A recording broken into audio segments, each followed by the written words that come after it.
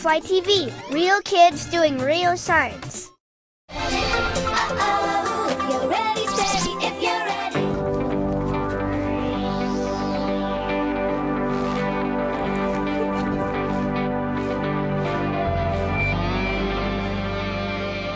Hi, I'm Danielle. And I'm Jasmine. And we like to fly kites to the beach, at the park, and wherever the wind is blowing.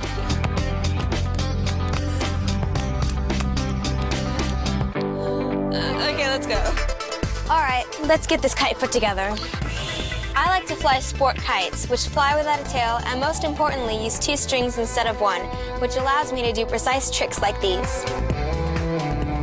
The one thing that attracted me to the sport the most would probably be my dad. He had gotten into this when he was a teenager, and about 4 years ago, he introduced me to it, and ever since then, I've been flying kites.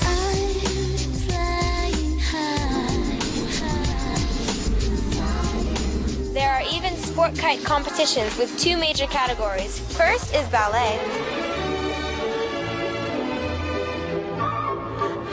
Not that kind of ballet. Oh. Kite ballet is an artistic kite routine or series of maneuvers that are set to music, like a dance routine.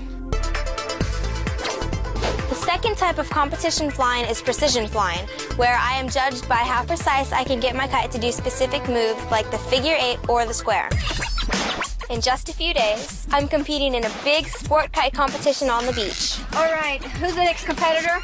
I've been practicing hard, and I've noticed that not all kites are created equally. They come in all shapes and sizes, and I need to figure out which will help me perform my best in the precision flying competition and in the ballet routine.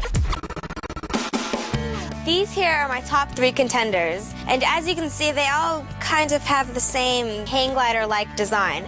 And they probably have about the same surface area, but the big difference is the shape. Yeah, this one looks the tallest and the skinniest. This one down here looks the shortest and the widest, and this one looks somewhat in between those 2. I wonder how the kite's shape will affect the way it performs in the sky. We'll be trying out 3 tough maneuvers. The first is the figure 8. The kite flies like this. The second is the square. The kite flies like this. And the third is the cascade, which kind of looks like this. We're going to test the kite's performances on a scale of 1 to 10. 10 being the best. Kite number 1, tall and narrow.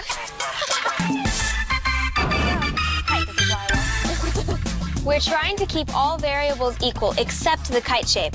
So we'll use the same string, the same bridle adjustments, and fly in the same location for each test.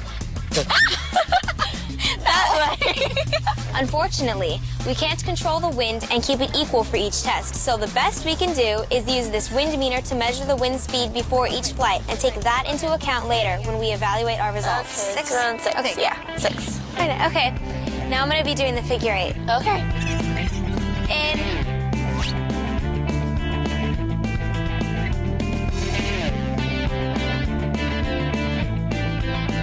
Out. I think I would rate that a 9. Yeah. Sounds good to me. Next up, we tried the square. Flying higher than God in my dreams. Out. Wow, that was really nice. Thank you. I think I would rate that one 8.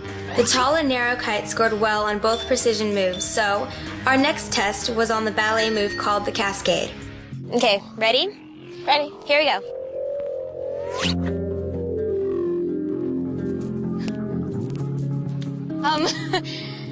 Was it supposed to do that?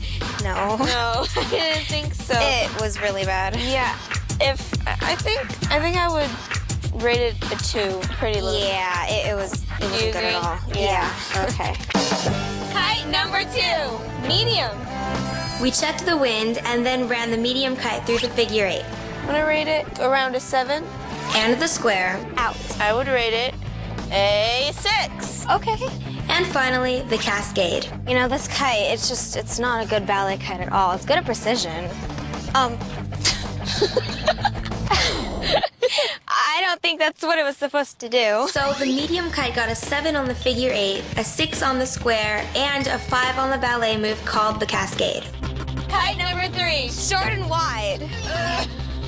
We did the same tests on the short and wide kite and found that it performed poorly on the figure 8 Rating 4. and the square. I would rate that a 3. Yeah, but was the first kite to ace the cascade. There, that's what it's supposed to look like. There. Ta-da! Yay! The short and wide kite got a 4 on the figure 8, a 3 on the square, and a perfect 10 on the cascade. With our test complete, we made a chart with each kite's rating on the figure 8, the square, and the cascade. The wind was fairly steady at 4 to 5 miles per hour all day.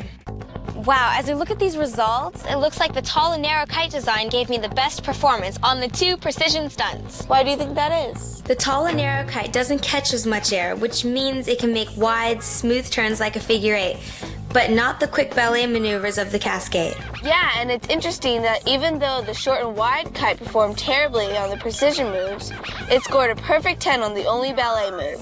The wide kite did catch more air like I thought it would, and that was great for the cascade, where it needs to kind of stall in the air.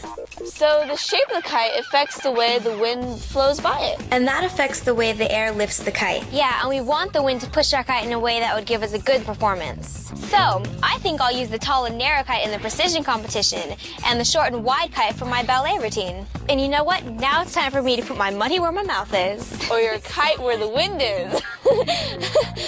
I can't believe you just said that. Oh, let's go. Flying high.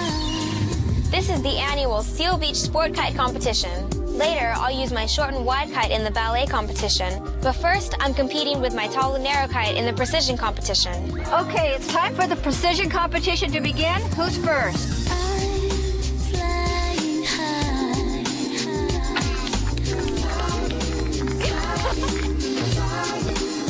Just like every other competition that I've flown in, I was up against adults, and this time it just didn't intimidate me.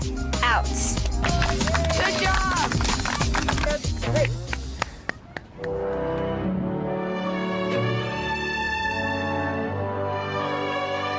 The music that I flew to for my ballet routine was the soundtrack from Titanic, and I think one of the main reasons why I chose that piece of music was because of all the dramatic points that it had, and I know for all those points, I can put in some type of figure to go along with the music.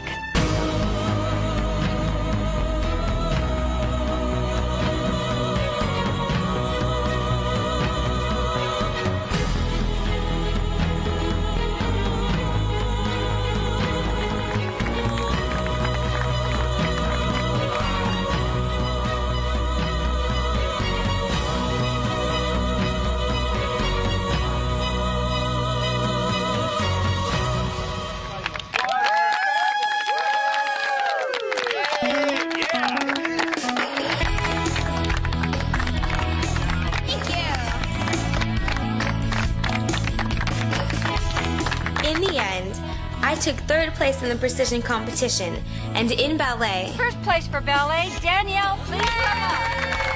Thank you, Danielle. You did a great job.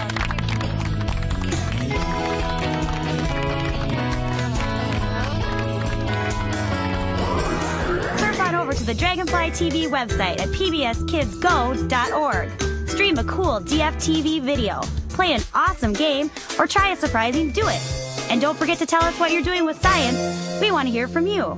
Dragonfly TV is brought to you by grants from the National Science Foundation and the Best Buy Children's Foundation. Blah, blah, blah, blah. PBS.